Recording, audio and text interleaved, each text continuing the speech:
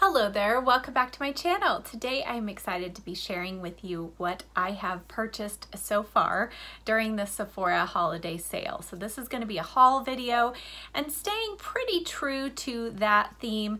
This isn't going to be an in-depth review on each product that I've ordered.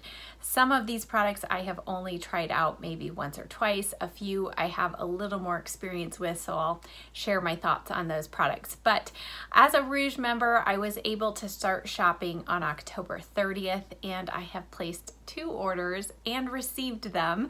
So I'm going to share those items with you today. Real quick before we get into these items, if you're new here, special welcome to you. I hope you'll hit that subscribe button. And now let's get started. So the first couple of products are ones that I have purchased before. This first one is the Laneige Lip Sleeping Mask. I have now purchased this probably 5 times or so. One of these jars lasts me almost an entire year, and I use this every night on my lips. I swear by it. I did try last time the green apple scent, I think, but this is the original berry scent, I think it is, and this is still my favorite. So highly recommend that, but like I said, I only have to purchase one a year, and the sale is the time to do it. Next, I purchased a new bottle of the Amika Buster Brass shampoo. If you saw my last hair get ready with me video, you will know this is a lifesaver. If you have brassiness in your highlights or blonde hair, this is a great one. So I just repurchased a new bottle, just finished my previous one. I did see that they have a new set that has the shampoo, conditioner, and their violet cream that is also tempting to me. So I may be also snagging that in the last remaining days of the sale. We'll see. Now the rest of the items that I purchased are all makeup. So let's go ahead and jump into that. Of course, it's my favorite part of hauls, right? I alluded to this purchase in my Charlotte Tilbury Get Ready With Me video, but I did go ahead and purchase the Hollywood Flawless Filter in the shade number 2. Previously, I have owned number 4. Number 4 works well for me in the spring, summer, kind of early fall, but as I get paler and paler, it's just a little too dark on my skin tone to be a highlighter. So I purchased number 2, wearing it today, love it. The next purchase is something that I have been thinking about and contemplating for quite some time. Every time I would put it in my cart, I would return it back to the shelf, so to speak, because it's just kind of pricey. But I just keep hearing so many good things about this, so I had to give it a try. It's the Laura Mercier Secret Brightening Powder. And specifically, I got this just basically to be an under eye setting powder. I've used this now probably 5 times, so still trying to formulate my thoughts. The first time I used it, I was like, wow, this is amazing. Then the next couple days, I felt like it looked kind of dry under there. So I'm testing it out still with different concealers just to see what I think, but it is very brightening, and it is a softer, silkier texture, truly, than any of the other powders I have. Now, my next test, I want to kind of use this on one eye and use my Charlotte Tilbury Airbrush Flawless Finish powder on the other and see if there is a difference in the dryness throughout the day. So still testing out, but I can say that it does actually provide a good bit of brightness. I kind of like it even right here below the eye area and kind of in the T-zone, just to kind of add a little extra light to those areas of the face. So anyway, stay tuned. I'll be reviewing that further later. Now onto lip products. I did purchase a couple of things. I also, in that Charlotte Tilbury video, told you that I was contemplating purchasing the Lip Cheat in Pillow Talk Intense, and I did do it. So now I have Pillow Talk Medium, and Intense. Here are the swatches. So obviously this one right here is the darkest one.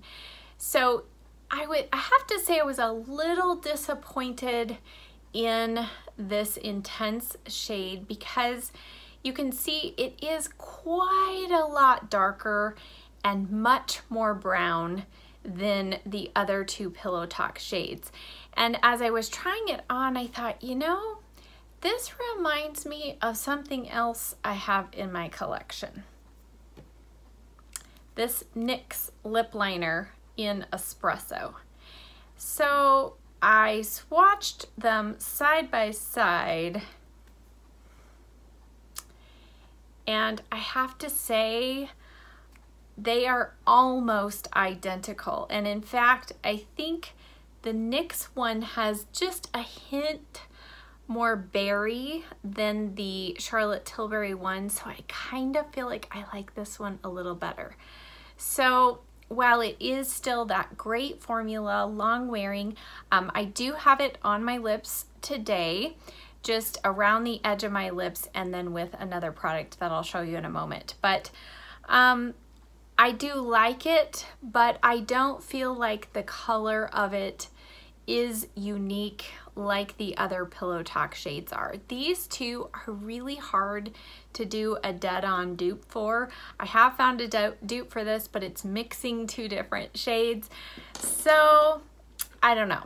Jury's still out on it. It is going to be nice to pair with some of my deeper lipstick shades that I like to wear in the fall and winter. So I will get use out of it, but I don't feel like it's as unique as the other two lip liners are. Now, the other product that I have on my lips right now is another one of these Huda lip strobes. You know, I love the Angelic lip strobe by Huda Beauty, and I actually purchased a backup because my other one was getting old and getting down, kind of scraping the edges. I still have a good bit left, but I wanted to make sure I don't run out of this because I love Angelic. So I purchased Ritzy, which is basically gold. So, you know, you're reading the descriptions of the colors and you're trying to decide, well, how gold, how opaque is it going to be? This is opaque. So again, I'm wearing this on my lips right now with just the Pillow Talk Intense lip liner, this one, and this is what the lip gloss looks like. Now on my hand, it's kind of hard to tell, but there is a lot of gold pigment to this gloss. So obviously I'm not going to be wearing this on its own, like without a lip liner or anything, but use like I did today. It does provide kind of a nice fall lip look, but also what I love to use a gold shade for is to help tone down a very blue, like a bright blue pink or a bright blueberry. A gold shimmery lip gloss, but it has to be pigmented, can really tone that down. So that's probably primarily how I'll be wearing it. Happy, satisfied with this purchase, but I would say Angelic is still my favorite. Okay, now moving into eye products. In my second order that I placed, I decided to go ahead and try out two of the Laura Mercier Caviar Sticks. The first shade, I have had this again in and out of my cart so many times, probably over the last year, and it's the shade Cocoa. Now the reason why it took me so long to make this purchase is because I have tried a number of other shadow sticks from other brands that are a lot less expensive, like half the price or less. And my goal with eyeshadow sticks, especially a dark brown one, is I was trying to achieve kind of a really quick, kind of just hint of a smoky eye out in the outer corner, line the lid. I've seen Shelby Wilson do a look like that with this pencil, and I thought, I am sure I can achieve that with one of these less expensive pencils. And I just have to tell you, I have not been able to do that.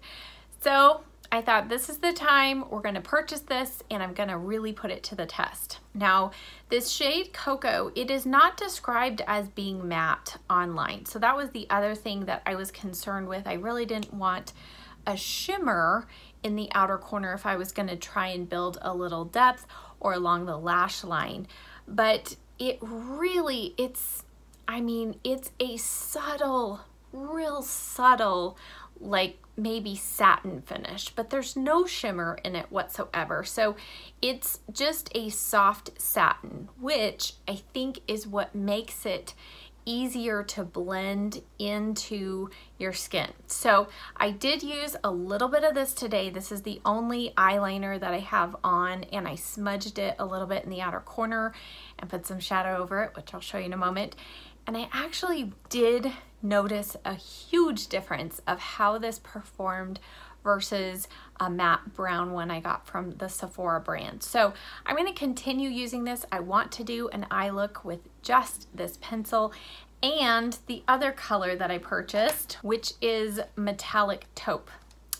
Now I'm not taking the full size out of the box because after I swatched the full size, I thought, you know, now that I think about it, I might have a deluxe sample size that's really similar. Would you believe I have the exact same shade in a deluxe size sample? So this is metallic taupe, and once I pulled it out, I thought, why have I not been using this more? It just got hidden or buried, but it is a really beautiful kind of champagne-y gold, but it does have a hint of peachiness to it, but it's so pretty. And it does have, like, if you shear it out, you can see a little bit of fine sparkle, but it's nothing real chunky. So I do find this though very smoothing. I used this as a base on this part of my eye today for my eyeshadow, and I do really like it. Okay, the final two items were my favorite because they're eyeshadow. Oh my goodness. Yes, I did buy another eyeshadow, actually 2 eyeshadow palettes. The first one, this had come out several weeks ago, but I made myself wait for the sale. I'm like, no, I'm not gonna buy it till it goes on sale. And it is the new Natasha Denona Mini Zendo palette. So when I first saw this, I thought, this looks really a lot like the Mini Retro palette. Here is what it looks like out of the box. So next to the Mini Retro palette, there's some similarities, but not really. So the Mini Retro, it has this kind of khaki green, a cool shimmery green, and then these are all kind of warm peachy colors, okay? And then this palette, it's almost like it carries on the theme, just slightly different tones, and then it adds in this shimmery plum. So this is the only shade I was kind of thinking, oh, I wish it were a matte, and I still kind of, oh, wish it were a matte. But I have used this before just to kind of deepen out the outer corner, but I do feel like I need to pull in a couple of other shadows to do a complete look when I use this palette. However, I do have this shade on my lid over that metallic taupe pencil, and it's just such a unique shade. I still fight with it every morning. I look at it and I see green, and then I look at it on my eye and I see silver, and then paired with the gold, it kind of brings a little gold, so it is a really pretty color. This is what I have in my crease, the main part in my crease, and then I brought in this green and then a little bit of this. So I have this green in the outer corner smudged over that cocoa pencil, and then I have just a hint of this above my crease. Overall, I do love the formulation of Natasha Denona palettes, and these perform exactly the same. So if these colors are appealing to you, this is a great little palette. And the final eyeshadow palette I purchased, it just came out on November 1st. So that's why I had to place a second order, because this wasn't out when I wanted to order everything else. I have been a fan, a huge fan of Huda Beauty eyeshadows. I own several of the Small Obsessions palettes, the Haze palettes. I have a couple of the large palettes. So when she came out with the Naughty Nude palette, I know, the name. I just had to give it a try. Now, one of the things that was really intriguing to me when I saw the inside of this palette is the texture, the look of the shadows. And that is one of the things that I think Huda really does differently than a lot of other eyeshadow companies. It's like in every single one of these larger palettes, she has included a different type of texture of some sort. And in this palette, there are all kinds of crazy things going on here. So there are a lot of shadows that look just different, right, than anything else you've ever seen. And trust me, when you see this in person, it gets even more strange. Let me pop on the screen here some swatches. And this is the whole palette swatched together. And then I'm gonna show you some swatches of just the mattes kind of in color order, because as I was swatching them previously, I thought maybe there's a little overlap here. Let me see if I can put these colors in order. So here are all of the mattes. So there are 8 matte shades in here, and the formulation feels really smooth and soft and buttery. I have not, however, used any of these shadows on my eyes yet.